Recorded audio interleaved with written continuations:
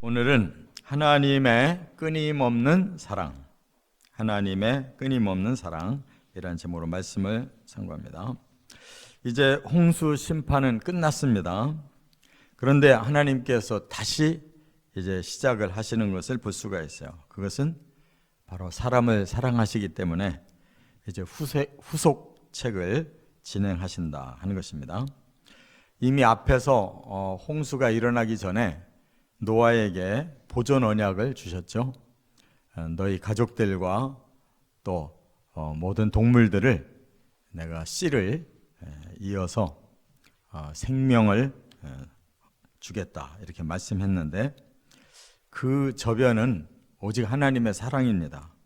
사람은 하나님 앞에 지은 것이 죄밖에 없고 또 마음에 품은 것은 악밖에 없는데, 하나님은 그런 그들을 알면서도 이제 심판하신 이후에 다시 새롭게 출발을 시키시는 것은 어떻게 해서라도 사람을 구원하기를 원하시기 때문에 일단 새롭게 이제 생명을 시작해 하시는 것입니다.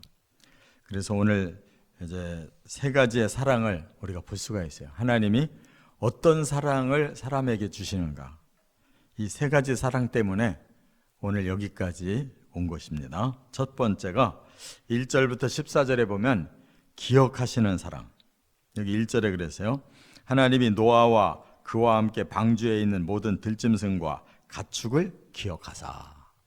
여기 기억이라는 건 생각난다라는 뜻이 아니고, 여기서는 원어가 자카르라는 단어인데 새긴다는 뜻이에요.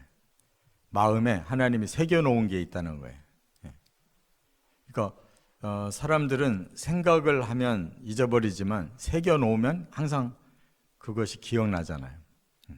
그래서 바위에 글자가 새겨져 있다, 이건 안 없어지는 거예요. 하나님의 마음에 새겨놨다. 누구를? 노아와 모든 동물들을 마음에 새겨놓으셨어요. 그러니까 그 노아의 가족과 이 동물들을 내가 다시 살려야 된다, 이것에 대해서 하나님이 마음에 새겨져 있다는 거예요. 그래서 우리도 이제 하나님을 경외하려면 이 자카르의 마음이 필요한 거예요.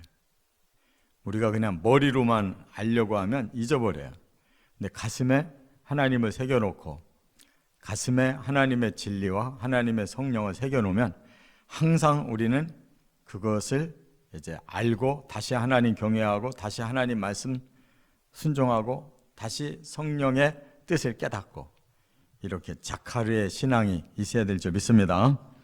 그래서 이제 하나님이 이 홍수, 온 세상에 가득 찬 이 홍수를 이제 어떻게 빼내고 사람과 동물을 살릴 것이냐, 그 작전이 바람 작전이에요.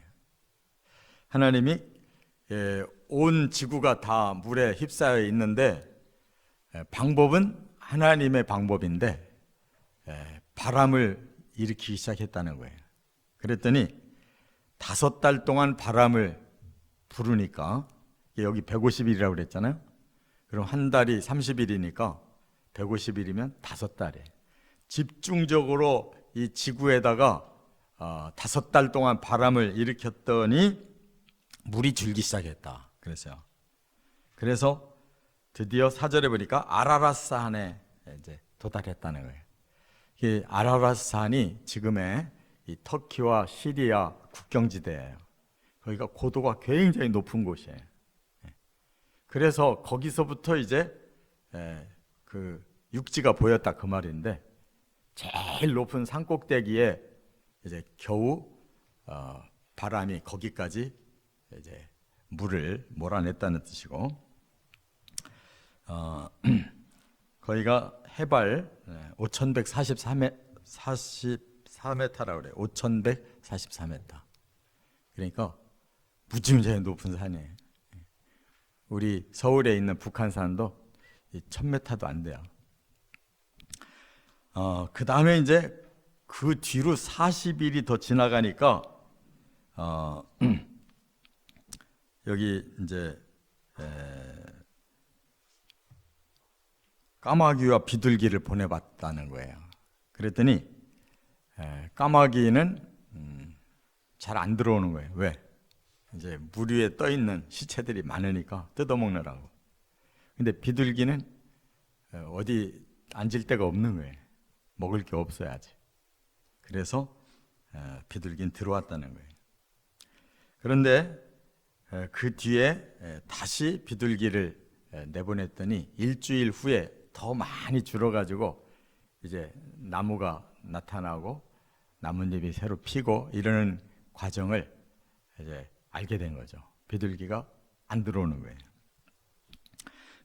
그래서 이제 결과적으로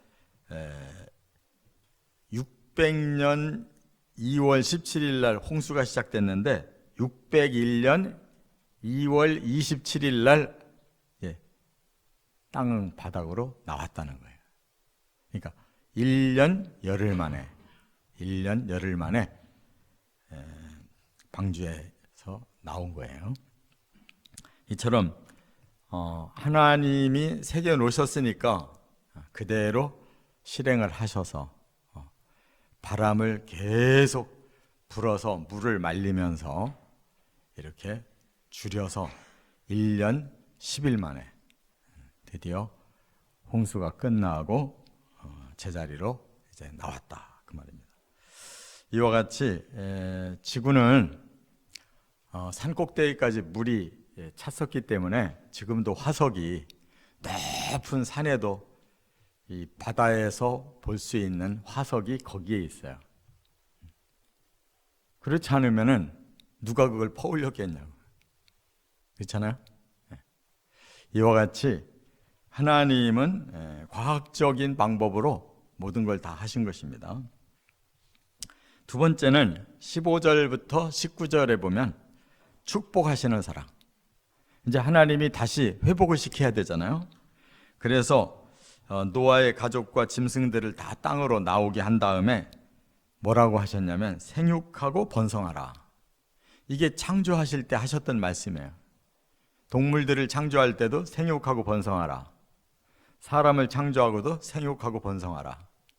이게 하나님의 기본 축복이에요. 일단 사람들이 이 세상에 전 지구에 퍼지기를 원하셔요.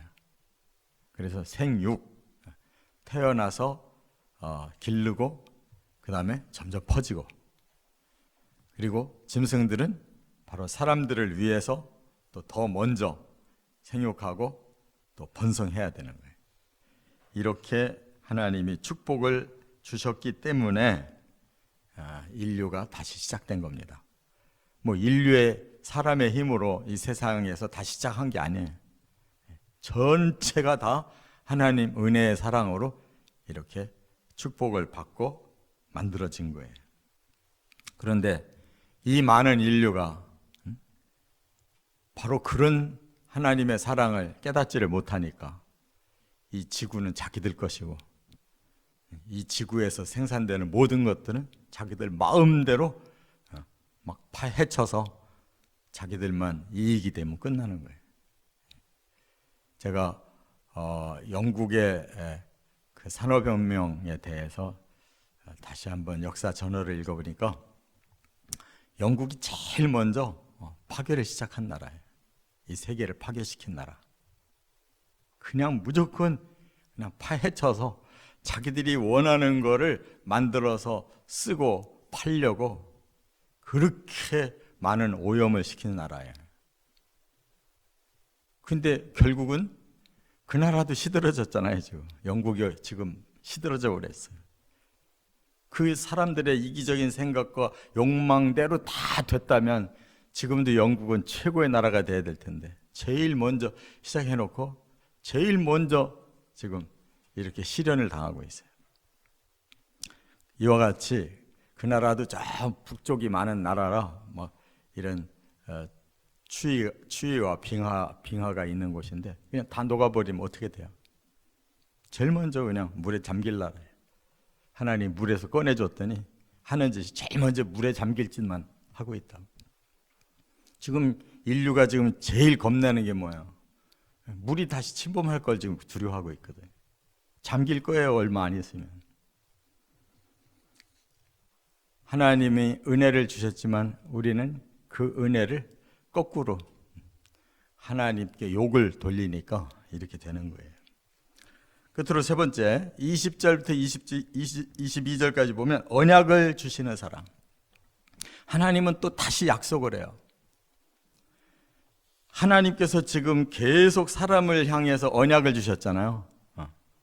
저주를 받았는데도 또 언약 주시고 또 언약 주시고 해서 지금까지 이렇게 살려놨는데, 이번에는 어떤 언약을 주셨느냐?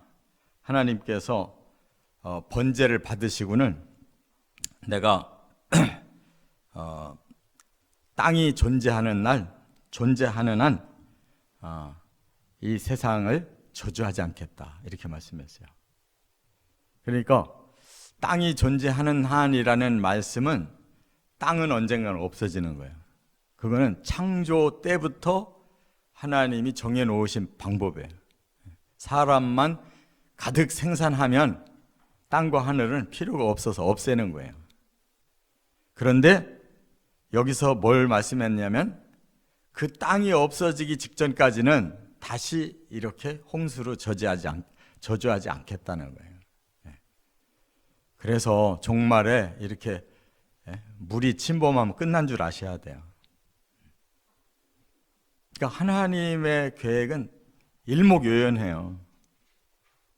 그래서 지금 종말도 바로 종말의 현상이 이렇게 물이 다시 차오르는 거예요. 사람들이 다 환경을 다 부셔버려가지고. 그렇기 때문에 하나님은 끝까지 약속을 지키시는데 사람은 하나님께 그 약속을 지키지 않아요. 그래서 노아는 하나님께 번제로 시작을 했지만 점점 퍼져나가는 인류는 하나님 잃어버리고 어떻게 해요? 다시 또 높은 탑을 쌓으면서 우리가 물이 침범하더라도 얼마든지 물에서 우리는 자유하게 살 수 있도록 한번 우리 사람들이 머리를 써서 해보자. 그게 첫 번째 문명, 메소포타미아 문명이라고. 이와 같이 사람들의 이 근본이 악해요.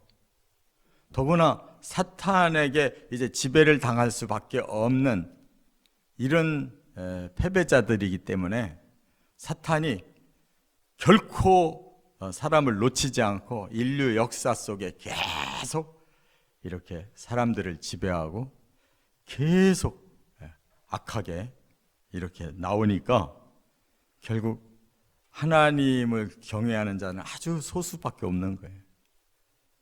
그래서 오죽하면 그 많은 인류가 다 멸망하고 겨우 노아의 8가족밖에 구원받을 자가 없었다는 것이, 그게 얼마나 사람들이 악한가를 알 수가 있단 말이에요. 우리는 21절 하반절에 땅을 저주하지 아니하리니 하신 말씀 때문에 우리가 지금 살고 있다는 거 꼭 기억하시기 바랍니다. 그런데 우리는 바로 그 저주하지 않은 땅을 우리가 저주받게 만들고 있다는 거예요. 그래서 사람들은 어서 빨리 복음으로 마음의 변화가 일어나야 돼요. 다른 방법이 없어요. 복음으로 우리의 마음의 악을 제거하고 그리고 성령으로 하나님을 쫓아가는 이런 진정한 하나님 경외의 이러한 생명력을 찾지 않고는 망해가는 이 세상에 끝까지 뿌리를 막으려고 사람들이 야단을 할 거예요. 우리는 잠깐 사는 동안 필요한 것만 그냥 우리가 누리고 사는 거지, 여기다가 뭐를 뿌리를 박으려고 하면 바로 지구와 함께 끝장나는 거예요. 이와 같이 오늘 본문에 하나님의 다시 이제 새로운 출발, 뭘로 출발하셨느냐? 하나님 마음에 우리를 새겨 놓으셨기 때문에 출발하시고, 또 우리를 다시 출발해 주시기 때문에 또 우리는 살아가는 거고, 하나님이 언약을 하셨기 때문에 그 언약 때문에 우리가 여기까지 살고 있다는 거예요. 마지막 언약은 믿으면 구원. 거역하면 영원한 형벌. 이거밖에 남은 게 없어요. 우리는 그 중에 하나를 선택해야 되는 거예요. 믿음으로 구원을 받아야 된다, 그 말이에요. 이게 종말의 인류가 해야 될 유일한 한 가지 목적이에요. 그 하나님의 사랑으로 다시 돌아오고 그 언약을 끝까지 붙들고 구원에 이르시기를 주의 이름으로 축원합니다.